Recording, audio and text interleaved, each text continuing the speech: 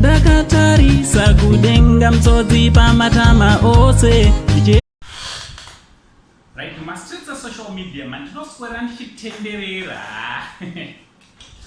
avazukuru ndinonyepera ndinosangana nazvo zvakawanda ndinozviona so zvandinoita maya ndinongoti ndikazviona inini hana yangu inenge yakutopisa kuti ndigare nazvo handiti ndobva ndamhanya nazvo panapa pamba pedu ndobva ndakuratidzaiwo zvandinoenda sangana nazvo ndisada kuratidza zvandauya nazvo.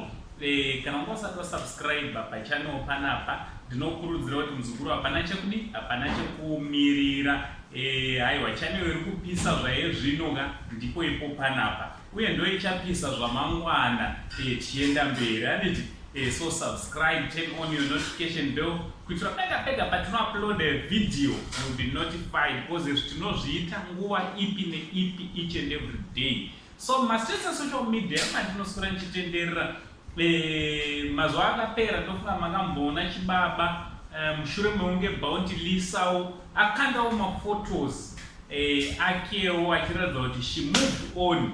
Bounty Lisa ndofunga tomuziva our Denzel Queen ex-wife Soja Love handiti yaSauro Musakwa akawanikwa uyezve ane mhuri yake akatobatsirwawo mwana mazuva akapera takatombozvitaura ipo panapa.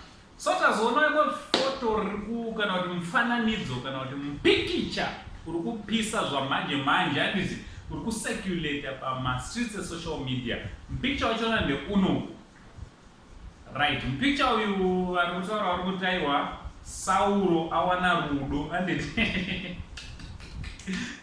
zvaita kuwanana Sauro awana rudo kana kuti rudo rwawana Sauro handiti kana zvakamira zvakadaiwo zviri izvo chaizvo aiwa zvinhu zvinofadza handiti chibaba angambozvibata kwenguva yakareba handiti aiwa vanhu ngavadanane vazukuru handiti regai vanhu vadanane. So ndo zviri kupisa mastreets esocial media kuitira kuti musasari vazukuru. So ndinokurudzira kuti tichiisa notification bell kuitira kuti nyaya dzacho padzinouya usasarira handiti. Thank you very much. Ndinokutendai nesupport yese yamunopa pamusha penyu na uncle venyu, the only Zimbabwean uncle. Chibadati, much love.